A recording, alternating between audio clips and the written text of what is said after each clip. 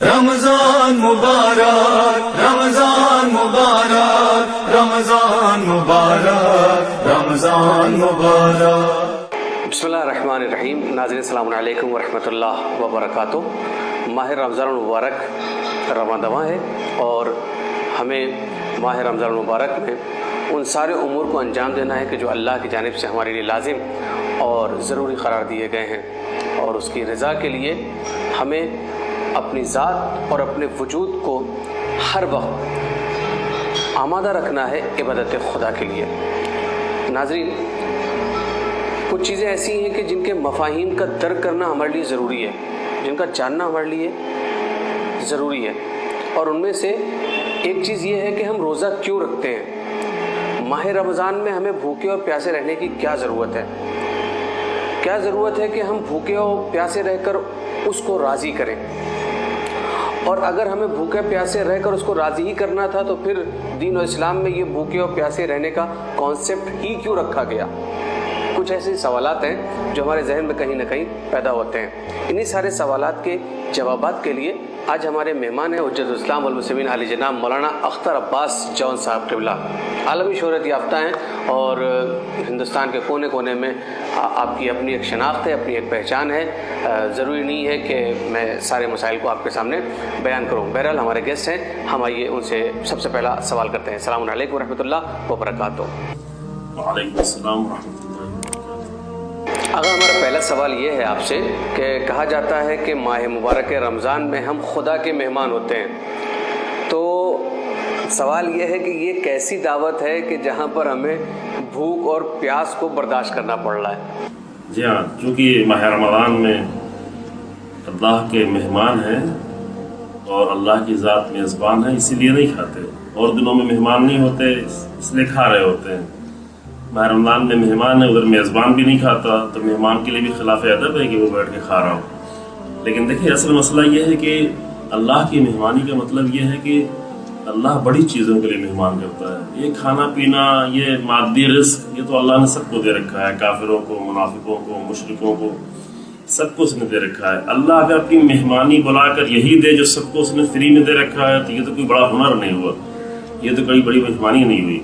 مہمان ہونے کا مطلب ہے کہ اللہ وہ کمالات انسان کو دینا چاہتا ہے جو اللہ کے لیے مخصوص ہے، جو اللہ انسان کو وہ خوبیوں تک پہنچانا چاہتا ہے۔ اسی لیے کہا گیا کہ القرآن و معدبۃ الرحمن، قرآن جو ہے وہ اللہ کا دسترخوان ہے۔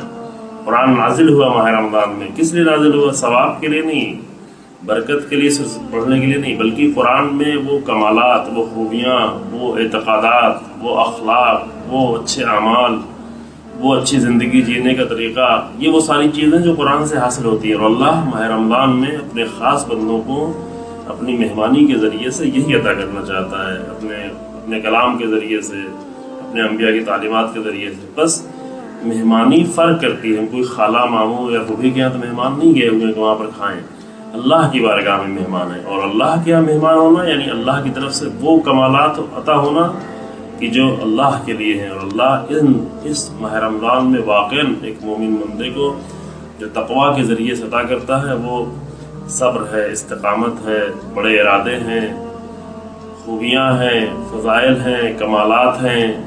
یہ وہ بہت سارے کمالات جو ماہ رمضان میں حاصل کیے جا سکتے ہیں، اور یہی در حقیقت اللہ کی میزبانی اور اللہ کی طرف سے دعوت دینے کا مطلب ہے۔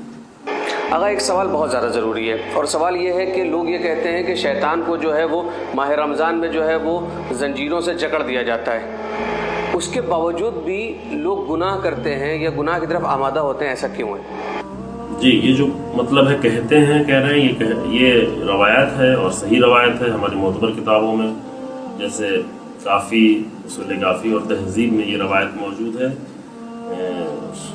شیخ توسی کی۔ بس اس اعتبار سے روایت اہم ہے اور مطلب بھی بالکل درست ہے کہ شیطان جو ہے وہ زنجیروں میں جکڑا جاتا ہے، اور اس سے مانند اور بھی کلمات ہیں۔ لیکن اس کا مطلب یہ نہیں ہے کہ شیطان کو اس طرح سے زنجیروں میں جکڑ دیا گیا کہ اب اس کا کوئی اختیار ہی نہیں رہا۔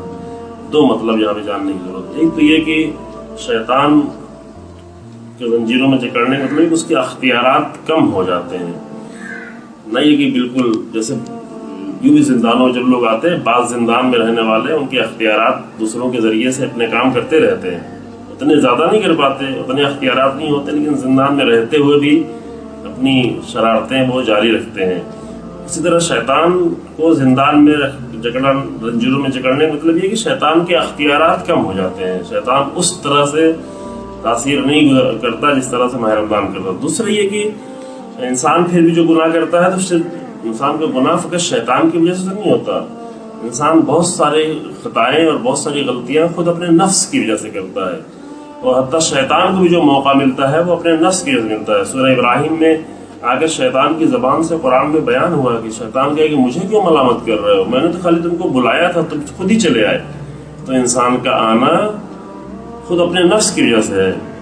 उसे मजाक उड़ाएगा शैतान इंसानों का कि तुम मुझे क्यों देख रहे हो, फला तलूमूनी वलूमू अनफुसकुम, अपने आप की मलामत करो, मेरी मलामत क्यों करते हो, मैंने तो फकत तुमको दावत दी थी, अल्लाह ने भी दावत दी थी, तुमने अल्लाह की दावत पे लब्बैक नहीं की, मेरी दावत पे लब्बैक कहते हुए चले आए। तो बहुत सारी गुनाह, बहुत सारी खताएं इंसान अपने नफ्स की वजह से करता है, जिसको रसूलुल्लाह सल्लल्लाहु अलैहि वसल्लम ने फरमाया कि आद अदुव्वक नफ्सकल्लती बैना जंबैक, तुम्हारा सबसे बड़ा दुश्मन तुम्हारा खुद अपना नफ्स है, जो खुद तुम्हारे अपने पहलू में है, जो खुद तुम्हारे अपने पास है। तो पहला मतलब ये हुआ कि शैतान अगरचे असीर होता है लेकिन कामिल उसके अख्तियारात खत्म नहीं होते। दूसरे कि शैतान के अख्तियारात भी अगर हमारे ऊपर आते हैं तो हमारी वजह से। तीसरा मतलब ये है कि शैतान के जकड़ने का एक मतलब ये है कि हम माह रमज़ान में चूंकि इंसान की आमादगी ज़्यादा होती है, इबादत ज़्यादा होती है, पाकीज़गी की तरफ होता है, लिहाजा इस वजह से शैतान के अख्तियारात खुद हम कम कर देते हैं। अल्लाह की तरफ से जो जकड़ा जाता है वो तो वही है, हम अल्लाह शायद हमारे अमल के ज़रिए से और हमारे इरादों के ज़रिए से शैतान को जकड़ता है, और हम अपनी पाकीज़गी के ज़रिए से चाहें और अपने अमल के ज़रिए से चाहें तो शैतान को और भी ज़्यादा मजबूर करें, और भी ज़्यादा महदूद करें, और अपने नफ्स भी अपने आप को महफूज रखें और शैतानी हरकतों से भी अपने आप को महफूज रखें। परवरदिगार इस माह रमज़ान को और तमाम माह रमज़ान को हमारे लिए वाकई बाबरकत और गुनाहों से पाक होने का महीना करार दे।